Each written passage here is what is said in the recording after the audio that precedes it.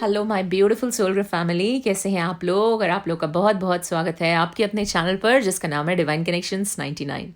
जब मैं आप लोगों से बात करती हूँ तो मुझे ऐसे ही लगता है कि जैसे मैं अपने घर वालों से, अपनी खुद की सोल फैमिली से बात कर रही हूँ। एंड दैट्स द रीज़न कि मैं कोई भी चीज़ छुपाती नहीं हूँ, और जो जो जैसी चीज़ें मुझे फ़ील होती हैं मैं वैसे वैसे बता देती हूँ। और ये चीज़ मेरी हेल्प करती है मेरे भी सप्रेस्ड इमोशंस को बाहर निकालने में। एंड इस जर्नी पर आप लोगों का बहुत बहुत बड़ा योगदान रहा है, ताकि आप लोग मुझे सुन सकें। अपनी काफ़ी सारी चीज़ें जब आप रिलेट करते हैं, मुझे नेक्स्ट टॉपिक्स के बारे में आइडियाज़ देते हैं या फिर मुझे मोटिवेट करते हैं, तो वो चीज़ मुझे बहुत ज़्यादा अच्छी लगती है। So keep doing it my soul group family. मैं बहुत ज़्यादा वेट करती हूँ आप लोग के कॉमेंट्स का and your likes and subscriptions. So keep doing it, thank you. तो गाइज, हम बात कर रहे थे अपने पिछले 2 वीडियो में कि किस तरह से फेजेस ऑफ हीलिंग नज़र आते हैं हमें, कैसे हमें कुंडली अवेकनिंग की जर्नी पर क्या क्या चीज़ों का सामना करना पड़ता है। उसमें जो मैंने अब लास्ट वीडियो बनाया था उसके अंदर हमने बात की थी कि कैसे हम ब्रेक कर सकते हैं अपने पैटर्न्स को। तो गाइज़, जब हम बहुत ज़्यादा अपने आप से प्यार करने लग जाते हैं, अपने आप को कंफर्टेबल फील करने लग जाते हैं, अपने ही अंदर अपनी खुद की स्किन में कंफर्टेबल फील करते हैं, अपनी लुक्स को लेकर हम कंफर्टेबल हो जाते हैं, अपने बिहेवियर्स को लेकर कंफर्टेबल हो जाते हैं। हम लोग अपने पास्ट के साथ we make peace with our past, मतलब जो हमारे साथ पास्ट में घटनाएं हुई हैं उसको ले लेकर बाद में रोते नहीं हैं। और बहुत जल्दी हम लोग फ्यूचर पे भी जंप नहीं करते। ये फ्यूचर पे जो जंप करने वाली चीज़ है, ये मैंने लोगों में बहुत देखी है, अपने अंदर बहुत ज़्यादा टॉक्सिक पॉजिटिविटी भरते हैं। ये वर्ड मैं इसलिए यूज़ कर रही हूँ क्योंकि इसके बारे में मैंने बहुत ज़्यादा स्टडी किया है, और मुझे ये चीज़ बहुत लेटर स्टेजेस पे समझ में आई थी कि कभी कभी हम अपने अंदर बहुत ज़्यादा टॉक्सिसिटी पॉजिटिविटी के नाम पर भर लेते हैं कि भाई जो हमारे साथ हो रहा है कोई बात नहीं, तुम्हारे बुरे कर्मों का ही फल है, तुम्हें मिलेगा ही। या फिर हम कहते हैं चलो कोई नहीं, माफ़ करो, आगे बढ़ो। वो सब चीज़ें समझ में आ रही हैं, बट पहले अपने इमोशंस रिजॉल्व करो, अपने आप को समझो, खुद को माफ़ करो, उसके बाद दूसरे को माफ़ कर पाएंगे। हम फिर जजमेंट के पैटर्न में चले जाते हैं कि ये मेरे साथ ऐसा ही होता रहा है, ऐसे ही लोग मुझे मिलते हैं, लोग मुझे जज करते हैं, क्योंकि हम खुद को भी वैसे ही जज कर रहे हैं। तो ये टॉक्सिक पॉजिटिविटी जो हम अपने अंदर भरते रहते हैं, उस चीज़ों को निकालने के बाद हम फ्यूचर में जंप करना छोड़ देते हैं। मतलब बारी बारी, वरना हमें सिर्फ फ्यूचर दिखता रहता है। ओ बस ये हो जाए, ये टाइम निकल जाए, ये ग्रह दशा खत्म हो जाए, इसके बाद मेरा फ्यूचर अच्छा ही अच्छा है, ये सब चीज़ें बहुत बढ़िया होने वाली हैं। अरे वो सब तब बढ़िया होंगी जब हम उसकी तरफ कुछ कर्म करेंगे, और वो कर्म हम अपने प्रेजेंट में रहकर कर सकते हैं। इसलिए मैं प्रेजेंस पे इतना ज़्यादा जोर देती हूँ, क्योंकि प्रेजेंट ही आपका बैलेंस है। यहीं से आपको क्लैरिटी आएगी, एक्सेप्टेंस आएगी, यहाँ पर आपको एक सुकून मिलेगा आपके होने का, आपको एक अंडरस्टैंडिंग आएगी, खुद में इनर पीस आएगी, और रोज़ ग्रैटिट्यूड होगा। और इसी फेज़ से गुजर कर, या फिर आप कह सकते हैं इसी प्रेजेंट में रहकर ही, मुझे कितनी बार पता चलता था कि मैंने क्या क्या किया है। यू अपोलोजाइज़, आप अपोलोजाइज़ करेंगे जो जो चीज़ें आपने बुरी की हैं पास्ट में, और कभी भी उन्हें रिपीट ना करें। एक अवेयरनेस की जर्नी पर चल लेंगे उसके बाद, जहाँ पर आप अपने कर्मास को खुद मॉनिटर कर रहे होंगे। यहाँ पर कोई बाहर से, वो कहते हैं ना, यमराज के चित्रगुप्त जी आपके कर्मा का लेखा जोखा जो बनाते हैं, वो तो वो बनाते रहें, पर हम खुद अपने कर्मों के लेखे जोखे के लिए रिस्पॉन्सिबल हो जाएंगे। हम अपने कर्मों से भागेंगे नहीं, हम एक विक्टिम मेंटालिटी में नहीं रहेंगे। वो कहते हैं ना, हम भागेंगे नहीं, जबकि हम भाग लेंगे चीज़ों में, और फिर हम डरेंगे नहीं किसी भी चीज़ से। और तब मज़ा आएगा इस जर्नी को जीने में, और तब ऐसा लगेगा कि अब हमें डेस्टिनेशन की कोई भी कहते हैं ना फिक्र नहीं है कि हम कहीं पे भी पहुंच जाएं। क्योंकि लाइफ एक होता है ना, फुल्ली कैसे जीनी है, तब हमें समझ में आएगी। तब हमें ऐसा लगता है कि हमारी एक्चुअली में लाइफ का मीनिंग क्या है।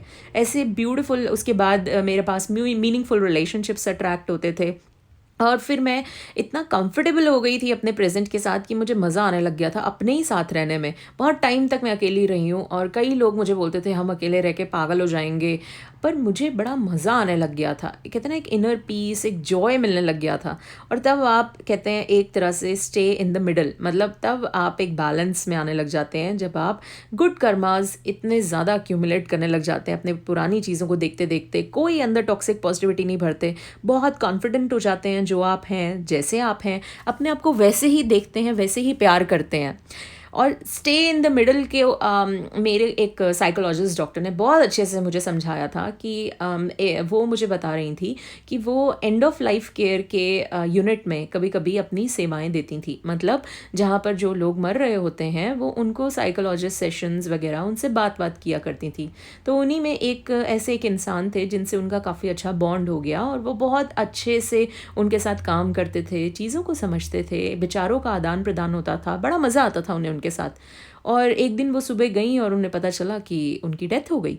और जबकि पता था उन्हें कि वो मरने वाले हैं या कभी ना कभी तो उन्होंने end of life care unit में आया तो कभी ना कभी उनका कुछ होना ही है ऐसा। बट जैसे ही वो चले गए तो वो काफ़ी ज़्यादा ट्रॉमा में आ गई। वो साइकोलॉजिस्ट होते हुए भी वो बताने लग गई कि मैं काफ़ी ज़्यादा झटका खा गई और मैं उस टाइम पर काम नहीं कर पा रही थी और मैंने बोला कि मैं वापस जाती हूँ। तब जाकर उनकी मुलाकात उनके एक सीनियर साइकोलॉजिस्ट से हुई। तो उनके सीनियर साइकोलॉजिस्ट से जब उनकी मुलाकात हुई तो उन्होंने मुझे बोला कि आई वाज़ वेरी फॉर्चुनेट कि मुझे वो मिले उस वक्त, क्योंकि मैं शायद अनस्टेबल हो गई थी। और तब उनसे मैंने पूछा कि इस लाइफ का क्या पर्पस है यार। मतलब मैं इतना ज़्यादा काम कर रही थी उस इंसान के साथ, वो एकदम से निकल गए, वो चले गए। अब मतलब क्या है ये लाइफ में, वो क्या कर गए, क्या देखा उन्होंने इस लाइफ में, क्या किया, क्या है। तो तब उनके सीनियर ने उनको बड़ी अच्छी एक चीज़ बताई थी जो उन्होंने मुझसे शेयर की। उन्होंने मुझे उस टाइम पर ये कहा कि उनके सीनियर ने उन्हें ये समझाया कि देखिए मैं कोई ऐसा नहीं हूँ कि मैं बहुत ज़्यादा, आप कह सकते हैं, भगवान में बिलीव करता हूँ, या फिर मैं ये जानता हूँ कि जब आपकी सोल यहाँ से जाती है तो कोई अच्छे कर्मों के रिकॉर्ड के हिसाब से आप हेवन में जाएंगे या बुरे कर्मों के हिसाब से आप हेल में जाएंगे। उन्होंने कहा नहीं, मैं सिर्फ ये सोचता हूँ कि जो हम अपनी लाइफ यहाँ पर जी रहे हैं, क्योंकि ये मिडिल ग्राउंड है, यहाँ पर बस हम अच्छे कर्म करते रहें और बैलेंस में रहें, लोगों के साथ जितना अच्छा कर सकें कर दें और अपनी लाइफ को आगे इतना ना सोचें कि हमें हमेशा फुटेज चाहिए, हमें हमेशा सेंटर ऑफ अट्रैक्शन चाहिए। मतलब एक होता है ना स्टेज पे हमेशा फर्स्ट परफॉर्मेंस चाहिए, नहीं करना हमें ये सब।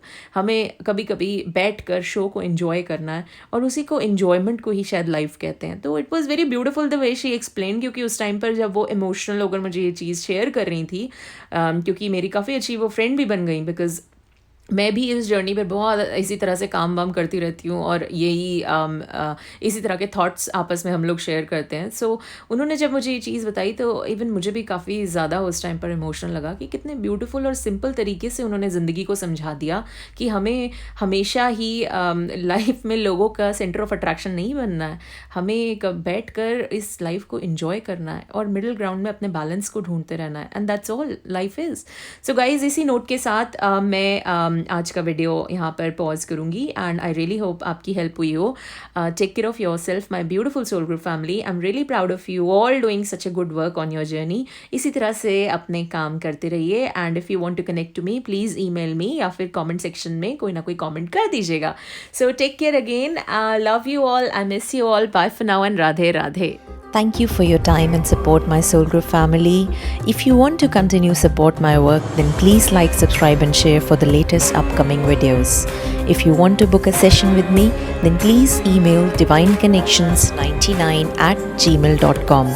Other than that, I will see you in my next video. Love you. Bye.